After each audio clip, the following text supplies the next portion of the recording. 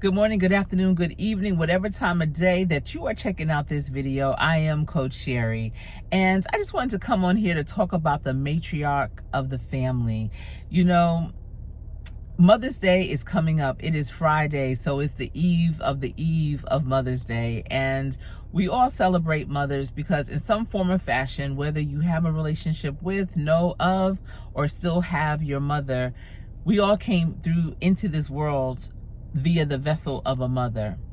And so the matriarch is that woman, that mother, that wisdom, that those women in your family. It could be your aunties, your grandmothers, godmothers, whatever the case, that are pouring into you the things that will help carry you through life. Now, unfortunately, on my side of the family, we no longer have the matriarchs. I literally have no aunts. All of my aunts have passed on. They were amazing, phenomenal women, and they have all passed on. So my generation now, we're the matriarchs. On my husband's side, he's fortunate to still have his mother and an aunt. So they are still holding it down. But our generation is right there in the wings waiting, incapable of being the matriarch as well. And Tina Knowles, who is Beyonce's mother, has written a book. It's called Matriarch. And Oprah, who's my mentor, interviewed her recently. And I was not interested in purchasing the book, reading the book, or anything like that. But after hearing this interview, it really, a lot of her pieces of being a mother resonated with me. We grew up in different parts of the country, not very similar in that way, but the common denominator is that mother instinct, that mama bear instinct. And there was a few things that she shared from the book that I was like, yeah, I get it. And one of the things, and you may notice this, especially if you have multiple children, for some reason, people think it's okay to just inquire about one or two of your children. Like, oh, how are they? Oh, how's this person? How's that person? In terms of your children. Now, for me, I always say, oh, all my children are doing well. Oh, and then I'll go into it. Because whether or not you ask about all three, because I have three young adults. They're 26, 24, and 23 years old. And they are 3 out of 3. They're all doing phenomenal things. But sometimes people may ask about my son, just my son. Sometimes people may just ask about my center child because does a lot with social media and her business. Sometimes people may just ask about my youngest child because she's in finance and doing her thing.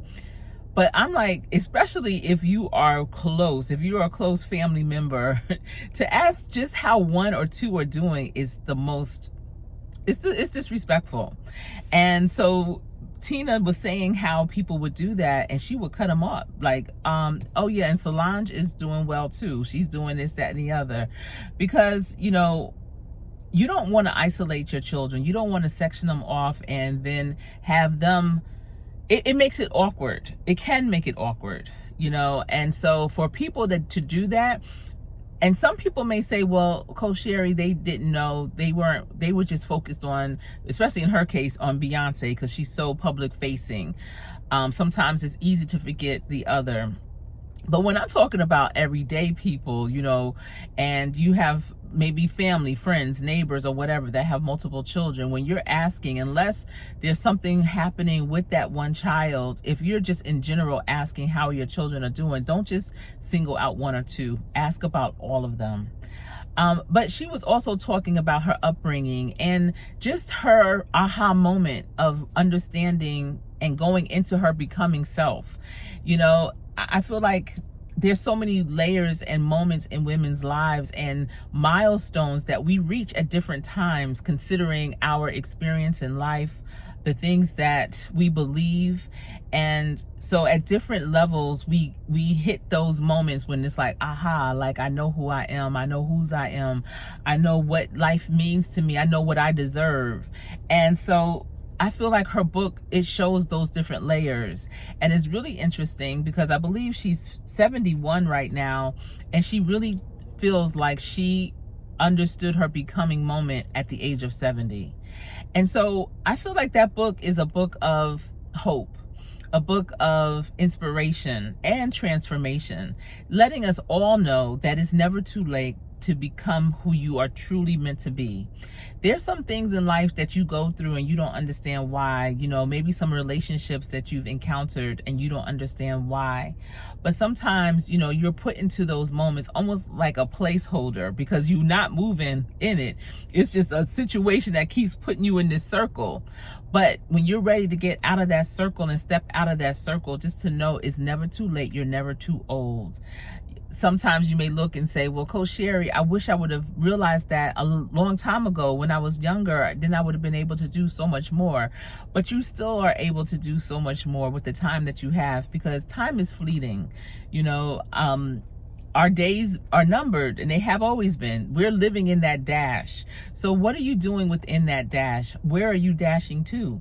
We have our start date, we have our end date, and we can't worry about when that end date will come. We have to make the most and the best of that dash.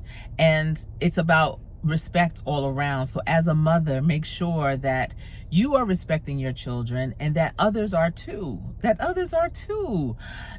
Some people will try to say, or ask, and this is the craziest thing, who's your favorite? Do you have a favorite? I know you love your son more. How can you say that? That is absolutely not true. One of the other things that Tina said that resonated with me was when she talked about understanding the type of children that she had, that they each are individual, and what made them go, what was important to them. I've always been able to see that in my children. My son is very observant. He understands, different people and the way that they move, and he's not quick to speak in terms of saying things.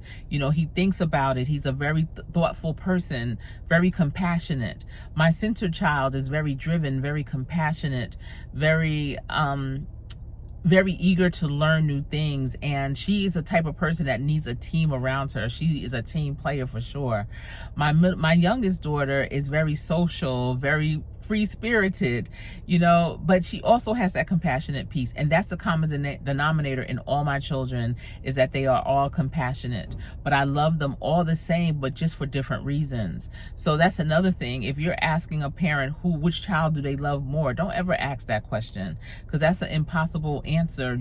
That doesn't even make sense. You love each of your children for different reasons because they are different individuals. If you're trying to raise your child or your children all the same, thinking that they all can fit in this box because they come from you and your partner, your spouse, or whomever, you're sadly mistaken, because even though they have your DNA and they have elements of you and your spouse or your partner, they still have their own individual personalities. They still have the things that make them tick, the things that really help them prosper.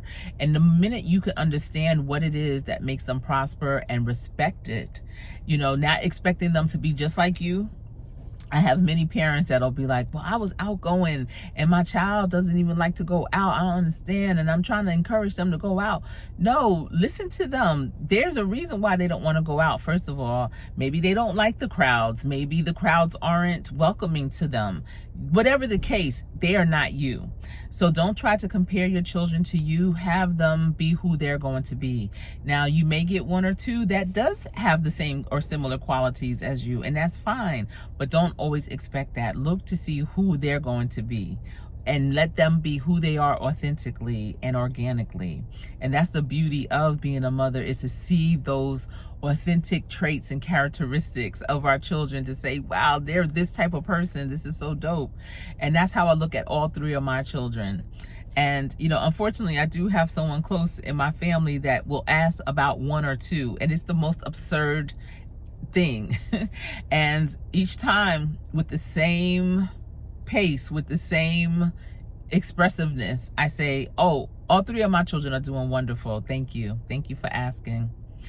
Call them out on it. Don't let them get away with that, even if you have to do it each and every time, which I do.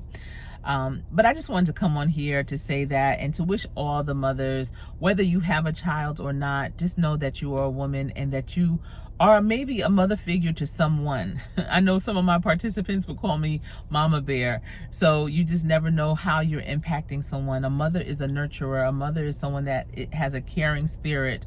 A mother is someone that shares their wisdom and only hopes the best for the best. You know, someone that is there to groom and develop others. That's a mother. A mother gives love. A mother shows love and receives love.